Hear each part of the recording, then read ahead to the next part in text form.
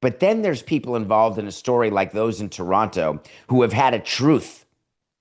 And their truth is that the Raptors didn't have a chance to re-sign Kawhi Leonard back after he had won the title with the Raptors in 2019.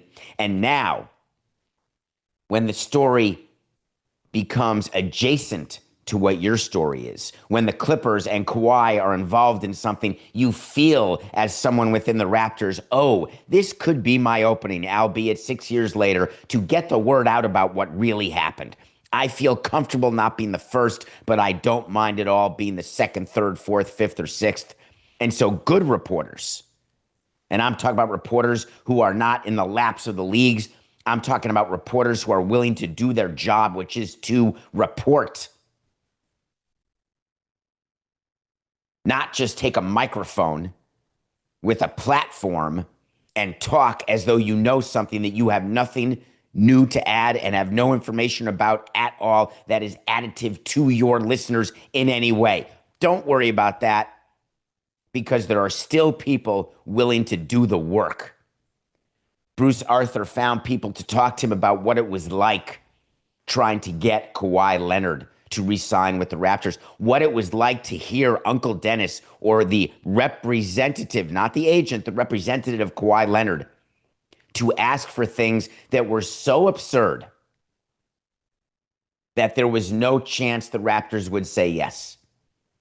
Now, keep in mind, what Bruce Arthur is reporting and what Dennis Robertson and Kawhi Leonard's camp was asking for is not against the rules. I want to be very clear.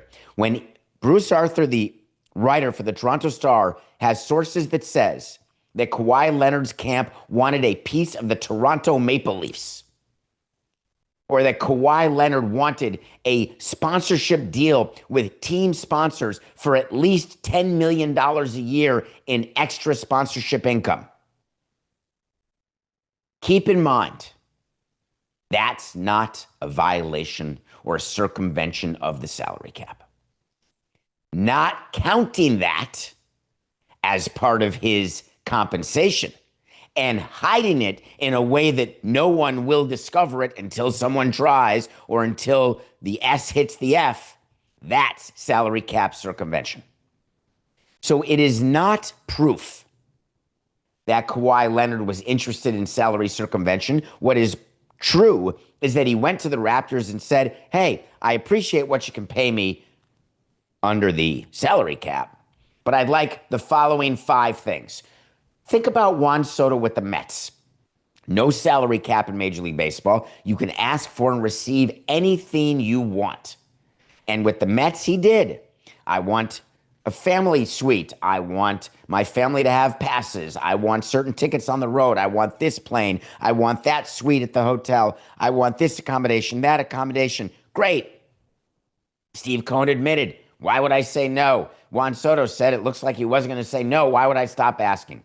All of that is normal in a negotiation, and you should do the same. When you feel you have leverage, don't stop asking for things. Now, at some point, you're going to go too far, and the other side is going to look at you and say, now you're just being a schnorrer. Now I'm done with you, and you risk the deal falling apart.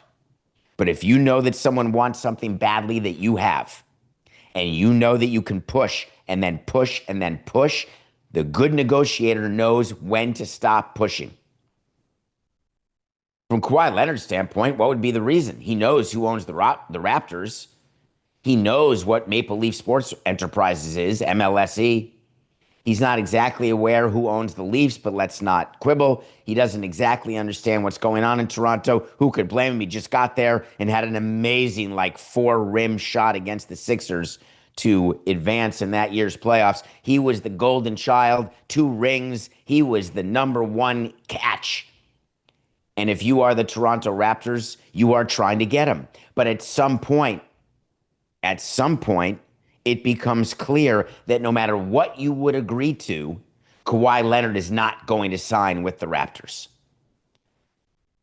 I've had that feeling before, that feeling when you go after a player and you know that player is not going to sign for you, and then you say, wait a minute, is it just money? We'll go up a year. We'll go up an AAV by $2 million, $3 million, $4 million, $5 million. There's got to be a number. Everyone's got a number. My experience is, of course, there's a number. Query: did Kawhi Leonard have a number to return to Toronto? Of course he did.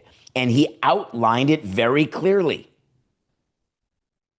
The problem is, at the end, even after they won a championship with Kawhi Leonard, they could not bridge the gap between what Kawhi wanted and what they were able to deliver and the impact it would be of them delivering on the asks.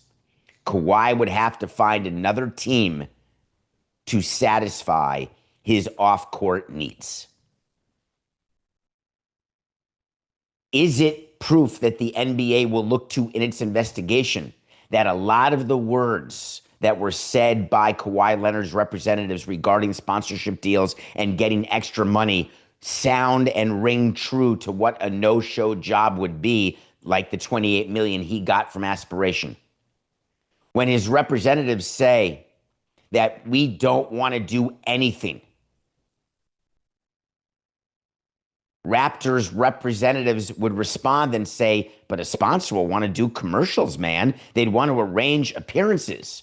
Uncle Dennis reiterated, according to Bruce Arthur and his sources, Leonard said, I don't want to do anything for the money, because Leonard was looking at it like comp, not like an endorsement deal. We call it on Pablo's show, it was called a no-show deal. I take a small exception to that characterization, but it's called Pablo Torre Finds Out. It's not called Nothing Personal with David Samson. As much as I like helping Pablo, and Pablo likes helping me, and we are teammates, I would characterize it as a show job, because Kawhi Leonard does have to play for the Clippers. Now, he may be hurt. He may not play 81 games. He may do load management and play 40 games. He may miss 40% of all Raptors games. Whatever you want to say. And no-show job is literally in my mind, when you don't have to show up anywhere to get paid. Part of Kawhi's job was to show up at the stadium, was to show up at home games, show up and go with the team on the road, show up at rehab, physical therapy. There were plenty of places that Kawhi had to show up. Now, filming a commercial, not so much. Retweeting, liking, having a part of any part of a company, making them believe there's any sort of through line with you and the company? No. But that's not what was ever contemplated by Kawhi Leonard when he was negotiating with the Raptors. What was contemplated is, I'll re-sign with you. Get me the money under the cap, quote unquote. Now get me the extra money. And by the way, I'm only going to do my original job, which is play for the Raptors. So make sure when you're cutting all the other deals, like if you give me ownership of the Maple Leafs, I'm not going to owners' meetings. I'm not going to hockey games. I'm not dropping the first puck. I'm not giving interviews. I'm not appearing on the broadcast. I'll go to Raptors games and be a player, but I want an equity position. Now, Uncle Dennis, smart guy, equity's where it's at. You have a chance to own something, own it. You can live a really good life on salary, but you get rich on equity. So I understand why Kawhi Leonard is looking for equity, trying to build up his portfolio in addition to the cash salary that he was taking. And the reason why this report in the Toronto Star is so interesting to me is that the NBA has no choice but to expand the investigation, because what the NBA had found back in 2019 when they looked into Kawhi Leonard, because there have been whispers around Kawhi Leonard for 6 years, the NBA found nothing of note.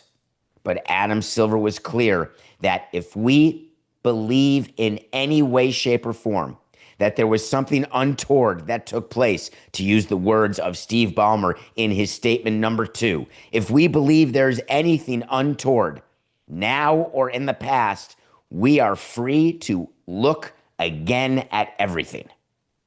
With the law firm that they hired, Wachtell Lipton, running up the bills at a couple G an hour, you can bet your sweet bippy they want to look into as much as possible.